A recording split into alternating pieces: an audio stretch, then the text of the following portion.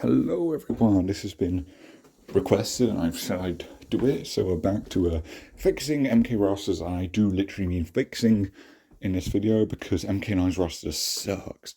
I was quite nice with Gold, Daylights and Deception because I don't think there's much need changing in those rosters. They were great rosters, they were just stuff I tweak.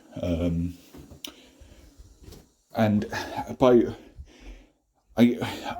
I consider this the worst roster in the franchise, MK9.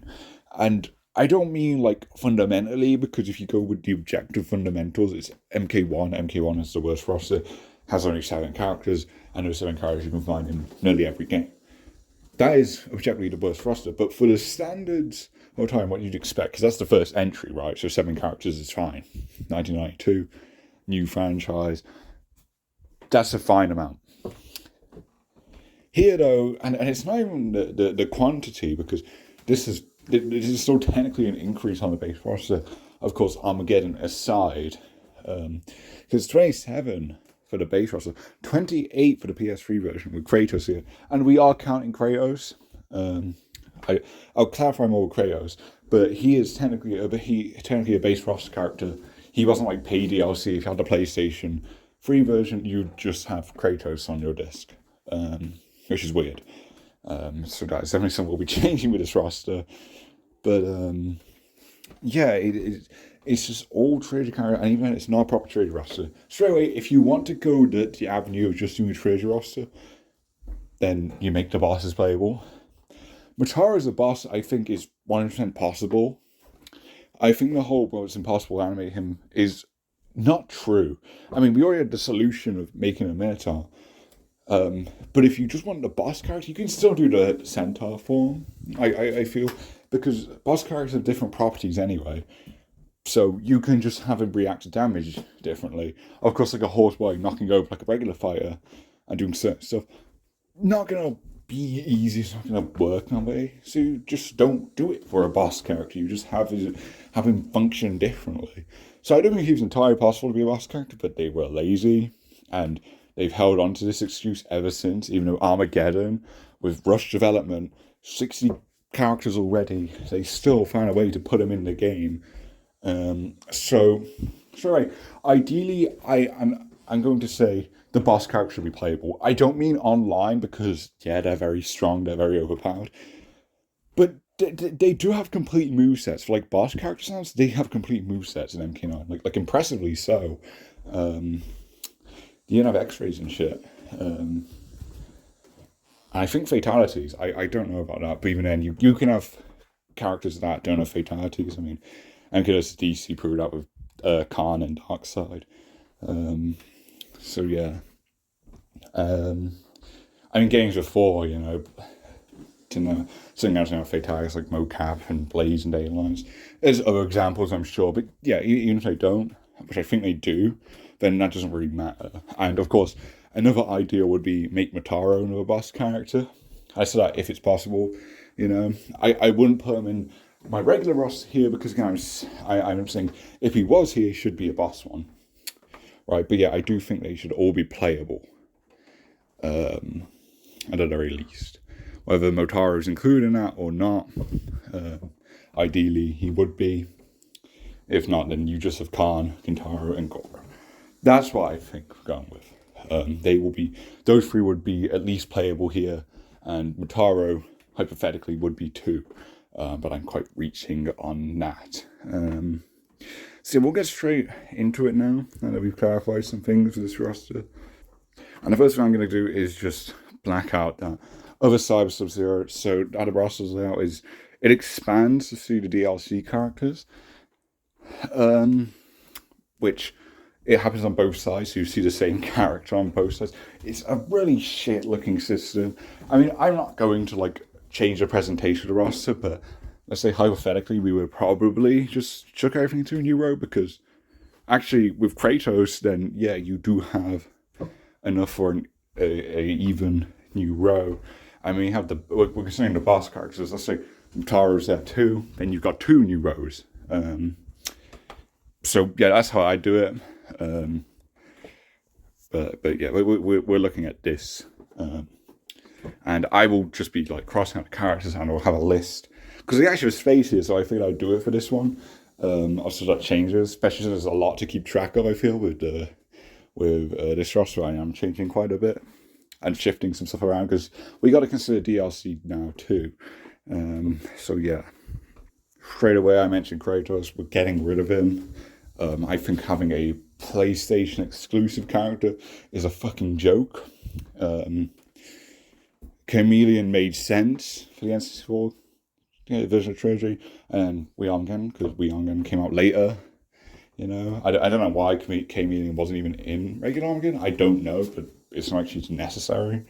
But yeah, she made sense. Kratos doesn't make sense. Just don't have him in. Like, Jesus Christ. Like it really is like the key how shitty guest characters are.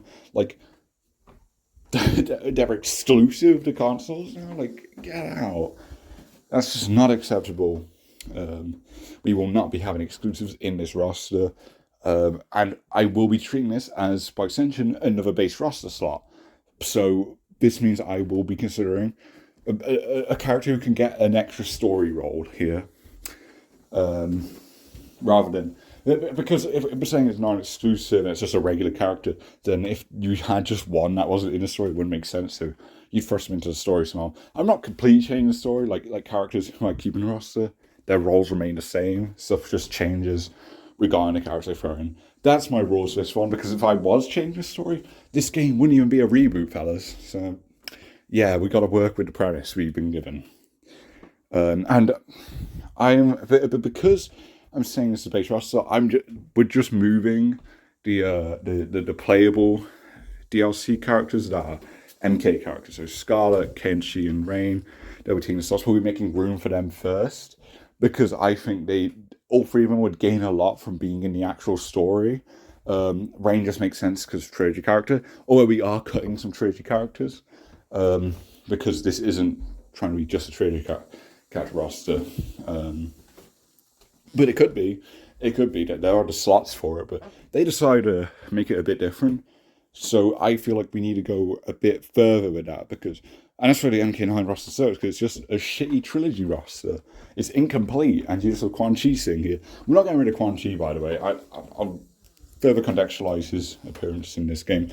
They kind of justify it, but then he feels forced. With the change I'm making, he'll feel less forced. He'll feel like a more natural inclusion, I feel, alongside the other changes I'm making. But yeah, right now we're just moving DLC characters into the slots, and then at the end we will be discussing who takes up the DLC slots we've left. Speaking of DLC, we're getting rid of Freddy Krueger as well.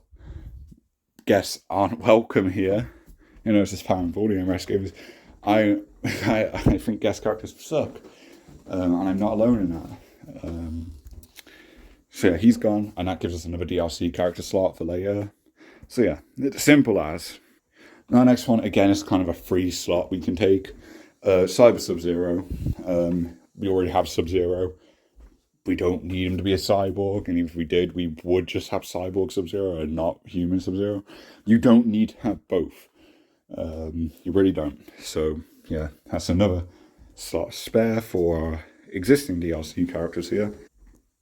I know I'd lay them out this way, but just to make it simple, we'll continue going from the bottom here. Shiva, I'm going to cut. So Kratos, Sub-Zero, and Shiva, get rid of. And Chucky and Rain, Kenshi, Scarlet in the base roster. Scarlet will obviously benefit a lot from being... she's a newcomer. She should be involved in the story in some way. Rain, I have ideas for, in the sense that he would be around as like a Khan Guard member, of course, helping Shao Kahn's forces. And then he's eventually convinced to run MK3. And this will be a pattern, because I do feel like MK3... The point of MK3 was that Shao Kahn's empire is falling. He's doing this big invasion, but there's so much like shit going on, like internal shit. His foundations to the empire, they're crumbling. You know, you've got characters changing side, or characters convincing characters to join. And MK9, no one really turns. And this has been a pattern I've noticed in a lot of MK adaptations now. I mean, even original Trinity, not a lot of characters actually changed, even though the endings had them all turn on Khan. Very few actually did. And it didn't end well for many. Like, Shiva Shiva, I'm pretty sure. It's really a king of top. Turn on Khan, that was a wild one. I mean, I'm thinking of Shiva here. There's nothing in MK9 like she does in every other game. It was the X comics that truly made her a character, honestly. I think she's a dog shit character up until those comics. The comics, the character they helped the most would have been Shiva. She feels like an actual character now. MK11 damaged her a lot because they dumb her down, which is unfortunate. But yeah, the comics is what like sets her as an actual character, because in MK9 here, she's just a jailer. That's it. There's obviously the law of being a bodyguard to Sindown, but that was in the past. That's never a factor in this game. And I don't even think that's interesting as is. People bring that up way too much for something that I feel is quite insignificant. Unless you do want to give the characters an actual connection, but they don't interact anyway. So it doesn't fucking matter. So yeah, she just does nothing in this game. And again, we're making the boss characters playable. So you have the Shokan reps with Goro and Kitaro. It's a shame how obviously the female Shokan rep here is a lesser character, but that's what she is at this point. The X comics make her the best Shokan. She goes from being a nothing character to being the best Shokan character. And I think when that development comes, then yeah, you bring her in.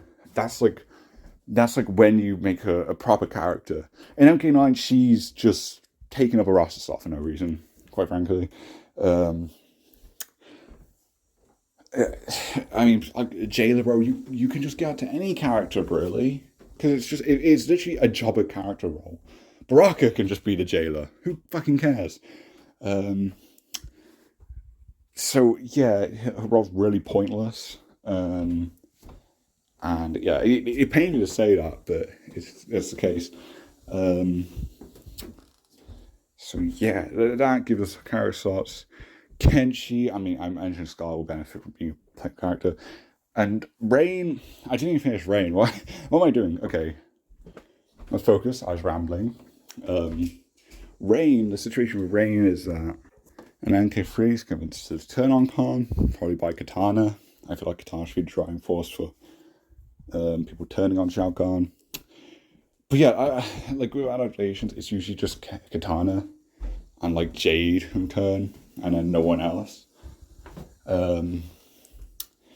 So yeah, I think that's like with Brain. I think focusing on his MK3 lore is important with the whole general father, who's a Shaolin Denny military, like that stuff. I think it's MK3 by you just make it come to life in this story, and have him join the Denny resistance in his ending, and then that leads to MKX. And we'll get into that. The Denny resistance more in DLC. It's more of a setup thing that we'd be going with for that, but I think it should be like a mentioned thing because it should be more important. It's the whole resistance, the Denny resistance thing. It's part of like Rain's lore stuff in this. I don't like his MK9 bio, but if you tweaked it in the sense that he came into Storm Guard for whatever reason, then it works.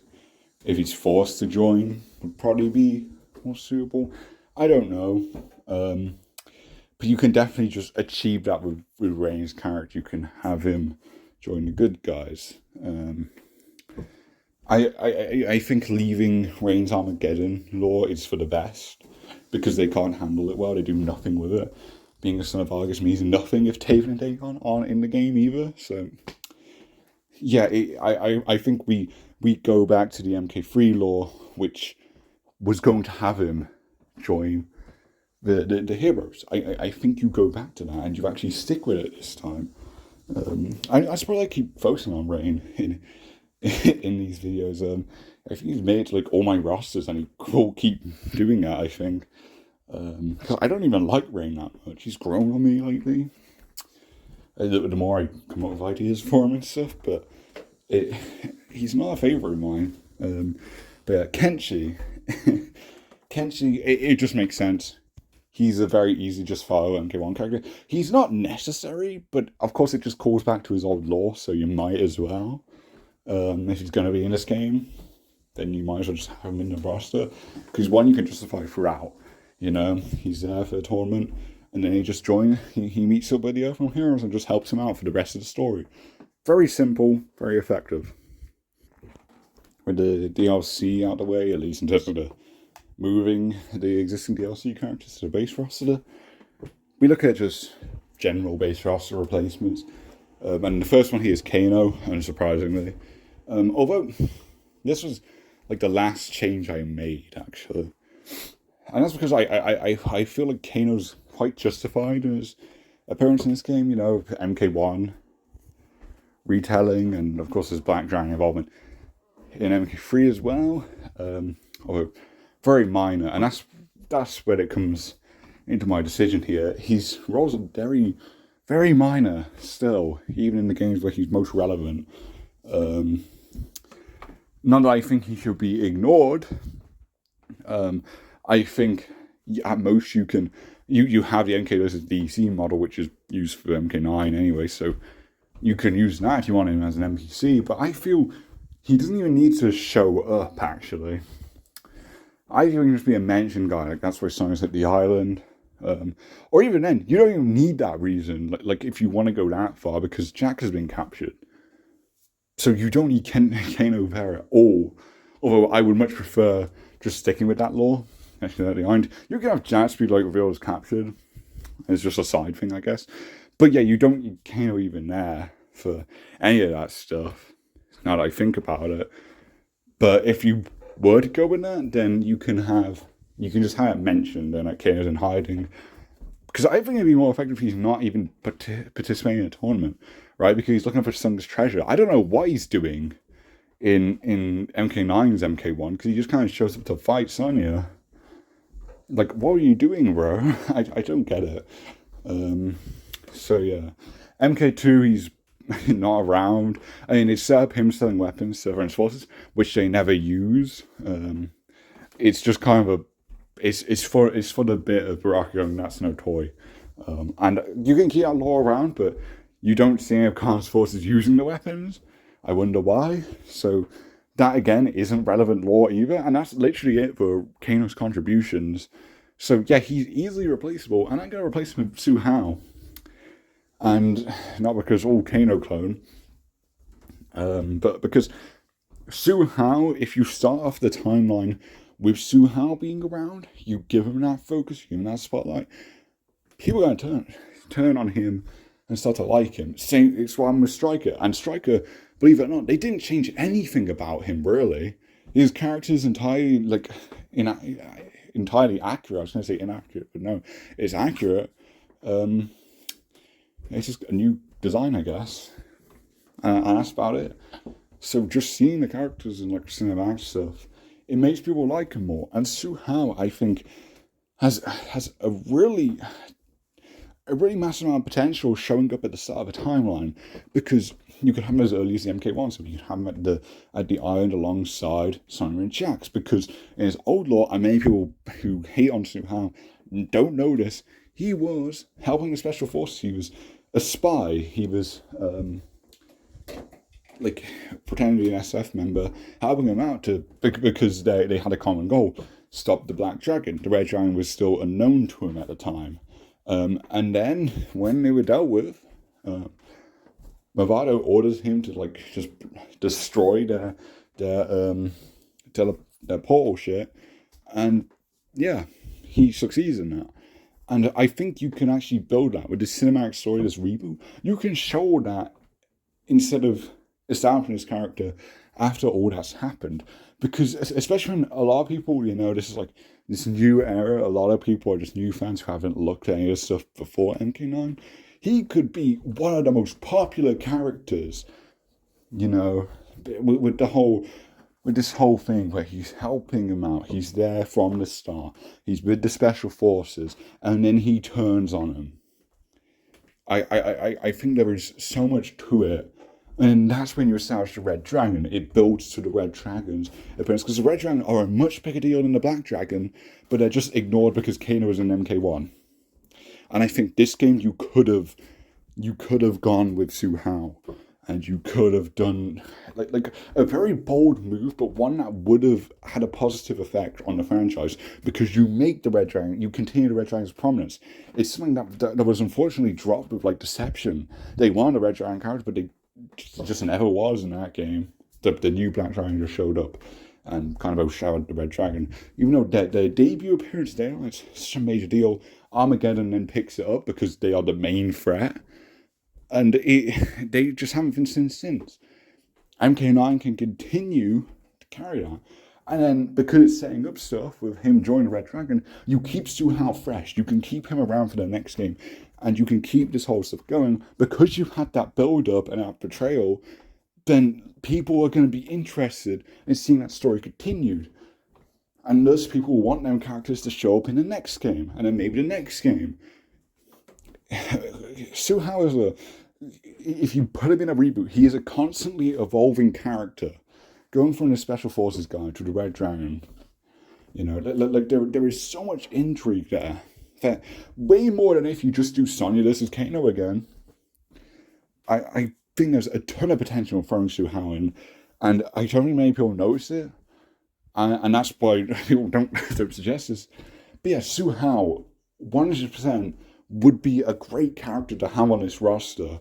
And many would think you'd be joking, but I'd be joking in saying that, but for reasons I put before, I really don't see why you wouldn't. Especially when, again, you have a chance to redesign him, which I don't think he needs, actually. I don't think he actually needs like a major redesign. It was just his character model is admittedly quite goofy. It's not terrible for the time. But yeah, the actual costume, it works, I feel. You have the iconic hat, you have the Silent car, obviously. Obviously, a lot of people suggest giving him like this long coat, which is cool. 100% do that if you want. But yeah, I just think it's just a new appearance for him. You don't need to change much at all. Just him showing up again will get people to like him, especially with the story stuff in mind. So yeah, 100% Su Hao I'd put in this game. Because yeah, Kano's not necessary. And even then, because you've got like the whole like, hey, Kano's like helping out, you know, sending these like arms to the transporters. Like he's constantly a mentioned thing, so that can build up for like a return to him, and then maybe people actually care about Kano when he returns. Because I mean, Kano just shows up in every game and no one cares because he's Kano. Like if you like, you know, you give him a break, and then his return feels more impactful. And if you like this decision alone could make the special forces, the Black Dragon and the Red Dragon, will feel way more important and way more interesting come the next game instead of feeling stale. So yeah, this is a change I'd 100% make. Next is Reiko, and again, this is going to be a surprising one, but we're getting rid of Noob Saibot. And this goes back to Quan Chi, who I said I wouldn't remove. And the reason for that is Noob's role showing up in MK3, that was because it was set up the Shinnok stuff, it was set up the Brother of Shadow, so he was a spy for Brother of Shadow, spying on Khan's forces, right? Quan Chi's here now, though, so he doesn't need his own goons, he can just use Khan's supplies, his resources, because we have Quan Chi here. And Quan Chi, I think, makes sense being in these storylines anyway. I think they overdo it because he just does stuff Shang Tsung could do. But like hypothetically, it makes sense to have Quan Chi here, and I think Quan Chi's a much better character than Noob.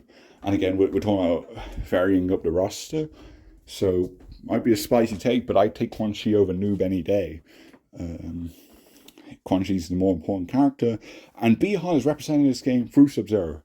His old costume is Bi-Han, which they look the same, so kind of recognize that. But yeah, technically both Sub-Zero 1 and Sub-Zero 2 are in this game, so Bi-Han is still around. You just don't do Noob yet. You build up to that for MKX, which, yeah, I know he's not actually in MKX, but logically, that's the stuff you'd be setting up.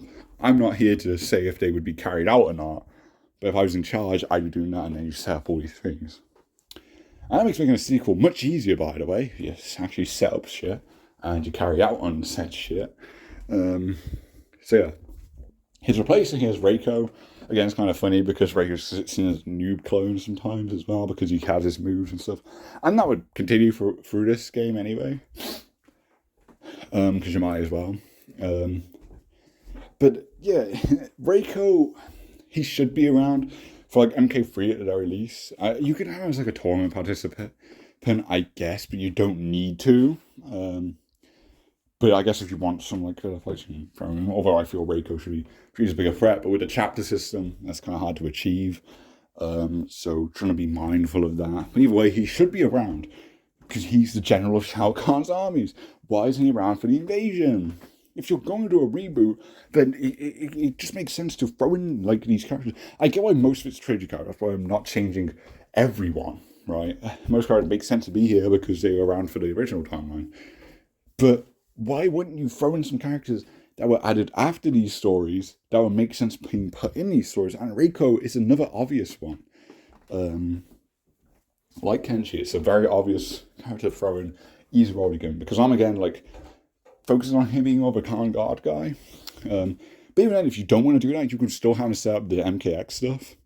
Like he could take Noob's role here, setting up the other chat stuff. But again, I don't think that's needed because Quan Chi again. But yeah, Reiko is just way more useful in the story than Noob could be. So yeah, I just think Reiko is definitely the better pick here.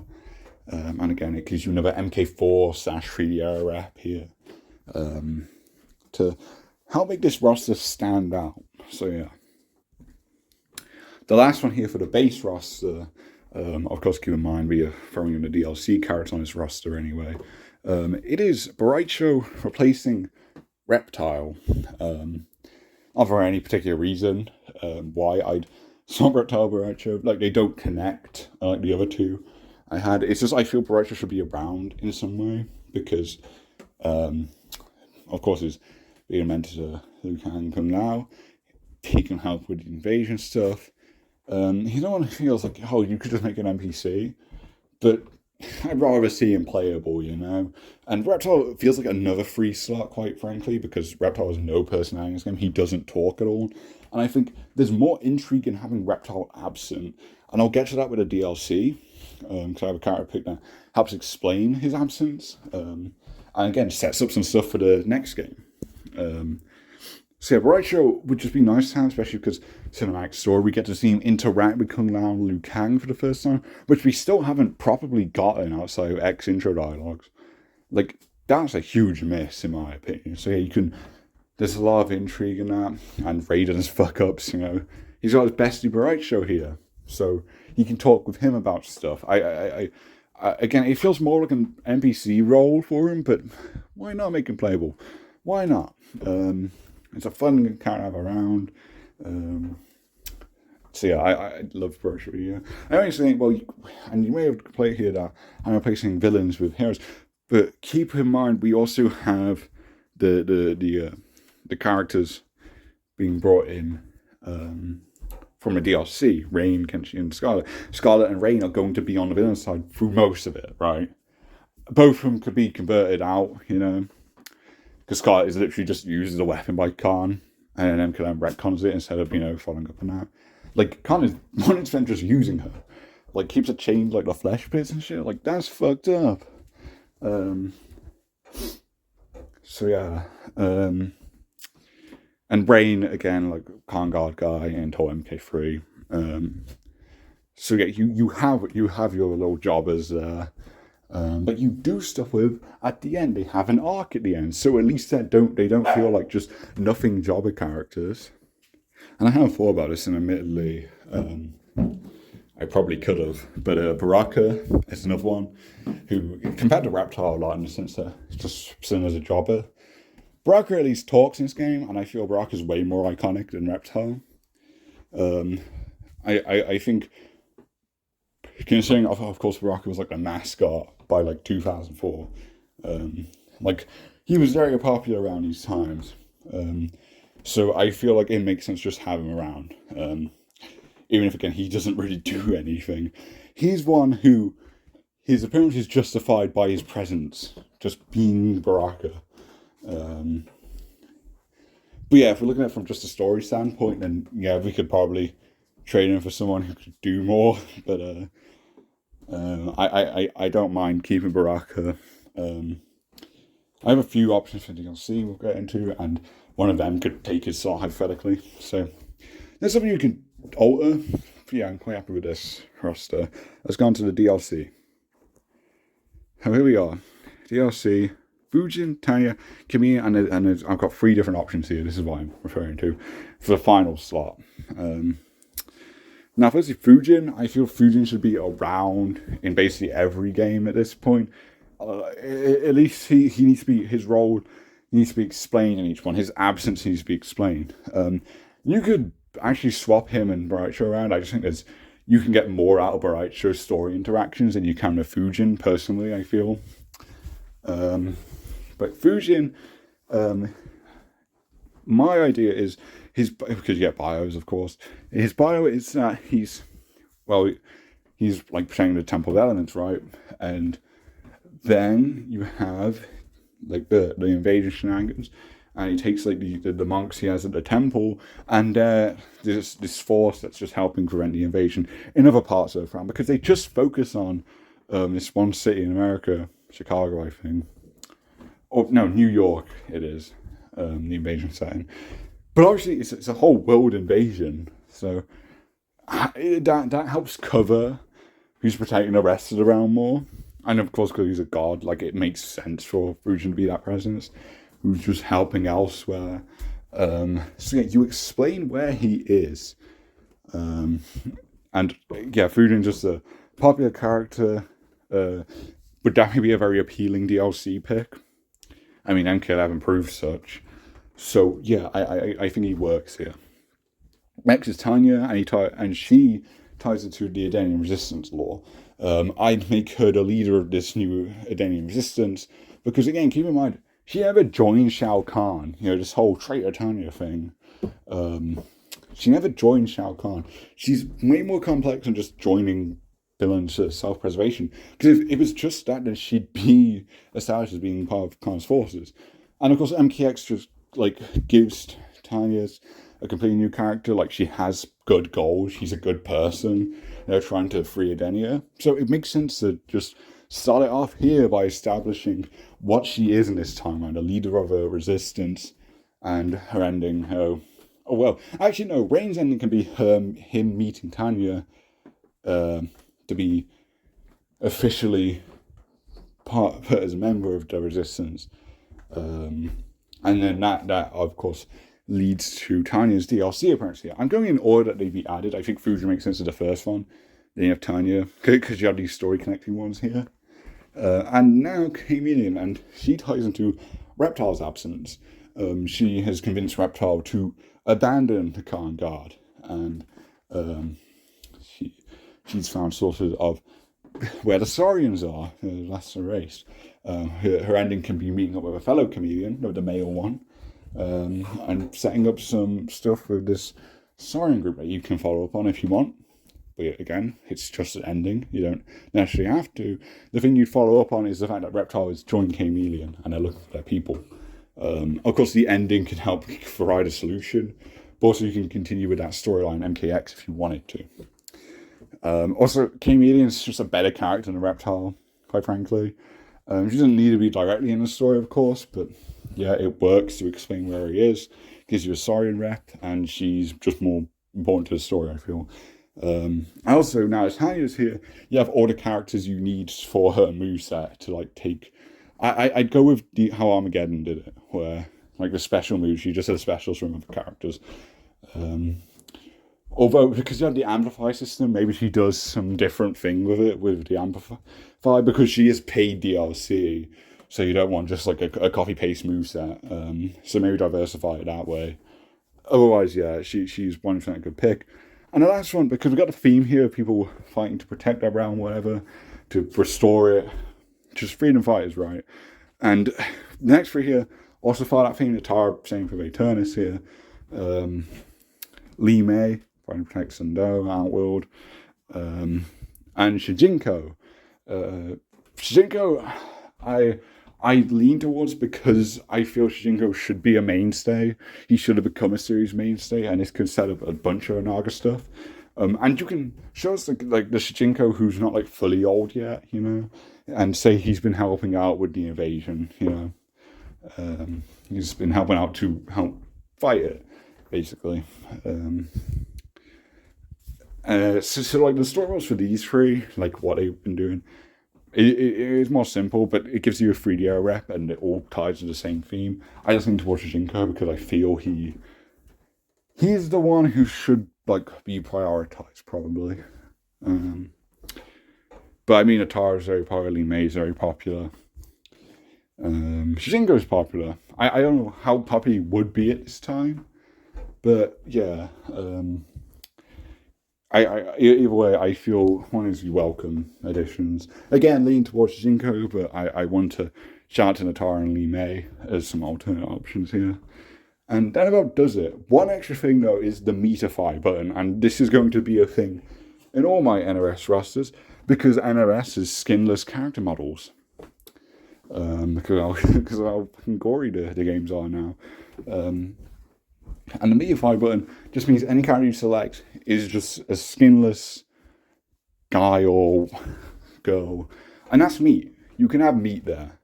I don't know how you'd get the Metify button. Maybe some like hidden thing. I mean, it'd be a secret of some sort, like with MK4.